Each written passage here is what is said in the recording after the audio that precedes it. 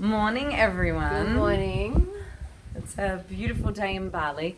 We thought we'd give you a different view today. This is actually the view from our home. We're surrounded by beautiful rice fields. It feels like such a amazing heaven on earth that we have here, hey? Certainly is. But in heaven, things still come up, and something that we often navigate together and support each other in, you know, not just us two, but our whole tribe, is healthy boundaries and navigating boundaries and really helping each other to feel safe to say no.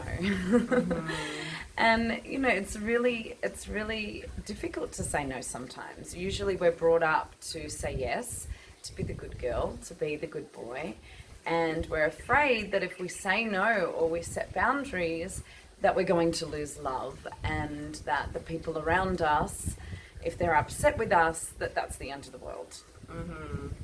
Yeah, and the beautiful thing with boundaries is really trusting that space, that when you're honoring your no, that it's actually the medicine that the other person needs. And this is a bit of a concept to get your head around, and took me a while. But what I've noticed in my relationship with Antosh is anytime I've set a boundary, it's actually been of benefit to him. And then I've experienced vice versa when he sets a boundary and I'm like, oh, damn it, I'm not getting my way. I want it to be this way, not that way. That it's then the medicine that I need as well. And what I want to explore is the difference between setting a boundary, and it's really an art. There's an art to setting a boundary, and being self-protective. And there's a difference between a heart-centered boundary and an ego-centered, dramatic, overly reactive boundary. So the first one, the heart-centered boundary, really comes from a place of self-respect, self-love, and tuning in. The other type of boundary comes from a very reactive state. It often comes across aggressive, and it's pushing someone away because actually we feel too guilty to assert ourselves from the heart. So the only way we can do it is to push them away and make them wrong.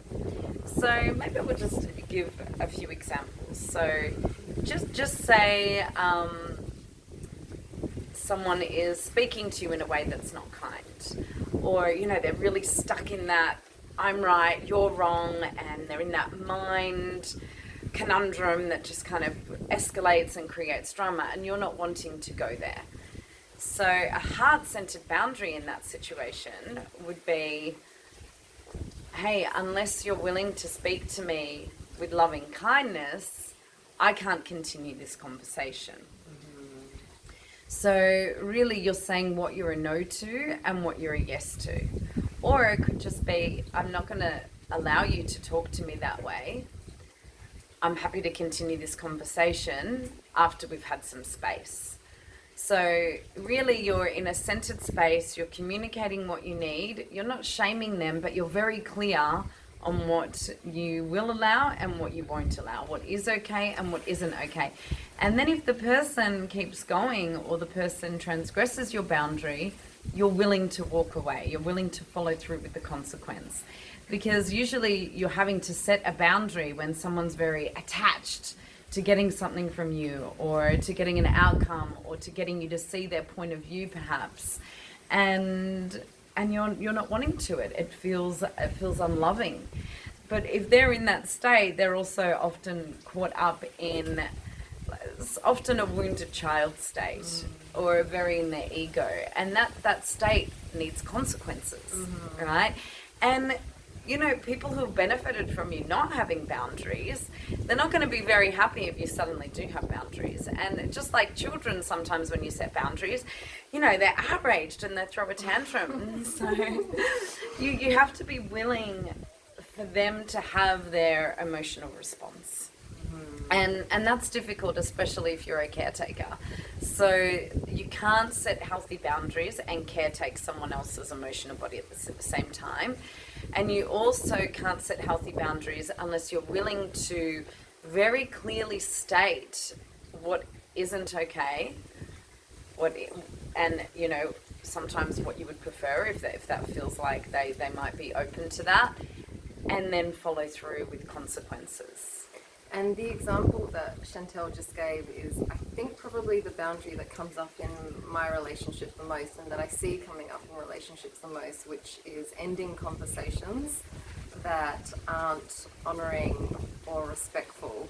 And if we all just practice that one boundary, conflict in relationships would, I reckon, drop by about 80%. Because what it does is it creates the spaciousness for people to go within their own being and look at their own shit, rather than just keep verbal diarrheaing all over each other where they're not getting anywhere. The mind is going into it, I want to make the other person the enemy, and resolution doesn't come. So I would love of you guys to keep that in your awareness and give that a go and see how transformative it is in relationship. And, you know, part of that is you can't be attached to the outcome. So, you know, what boundaries, when people think they're setting boundaries, but they're actually just like enforcing something from a self-protecting space and very attached to the outcome, what that looks like is, you know, you're not speaking very nicely. I need you to speak to me kindly.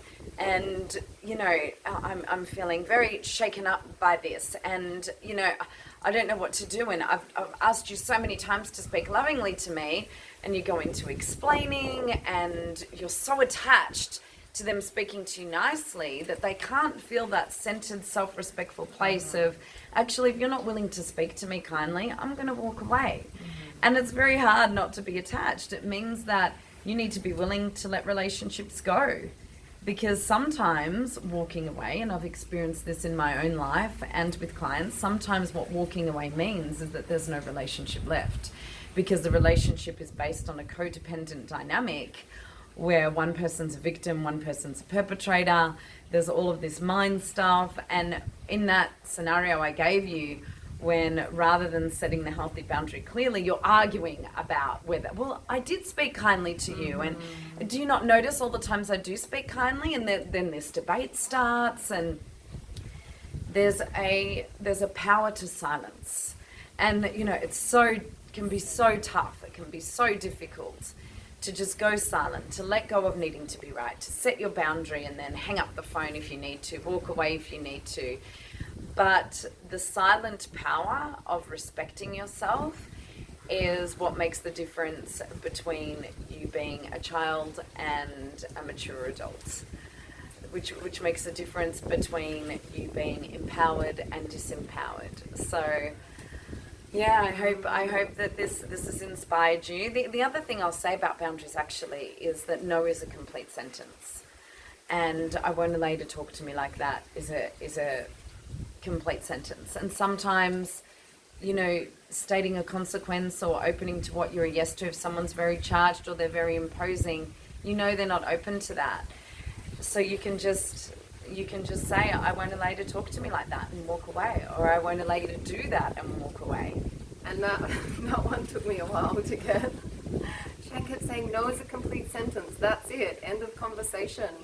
And that part of the mind that wants to justify and explain, for me it was, the people pleaser and the not wanting to lose love, and it just never got us anywhere in relationships. It just ended up a battle of who's right, who's wrong, with no resolution. And, you know, even, you know, something much simpler that's along the same lines of boundaries is, if someone asks you to do something, what would it feel to say no without explanation? So, you know, your mum calls and she says, hey, do you want to come over for dinner? And you feel like you have to go into this long explanation because she's going to guilt you if you say no. What would it be like to just say, no, I don't want to do that tonight? And then if she says, well, you know, you haven't seen me in this long, and da-da-da-da-da, you just say, I don't want to tonight. And then, you know, out of kindness of the heart, you can offer another scenario. So sometimes it's just no, and that's it.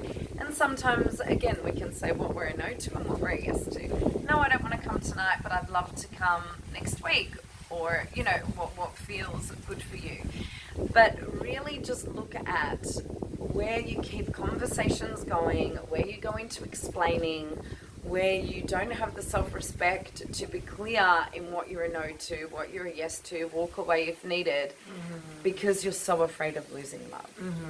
And then ask yourself, if you're going to lose love by respecting yourself, is it really the love that you're wanting in your life?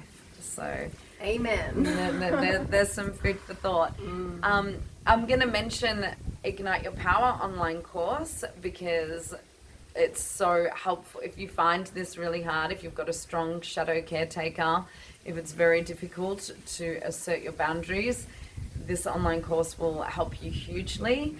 And yeah, at the moment we have 50% off. So if you're wanting to dive deeper, you know, this was actually a real problem for me. I only found my boundaries like strongly in my being about a year ago, and I still struggle with it, and it's because my boundaries just really weren't respected as a child, and it was deeply inbred in me to be a caretaker.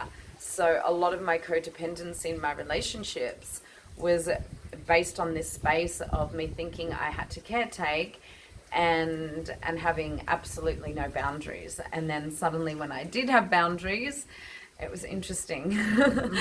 and it was slow coming, and it just kept getting stronger and stronger. And now I'm just like, oh my God, I should have been doing this years ago. Life becomes so much more empowering, so much simpler.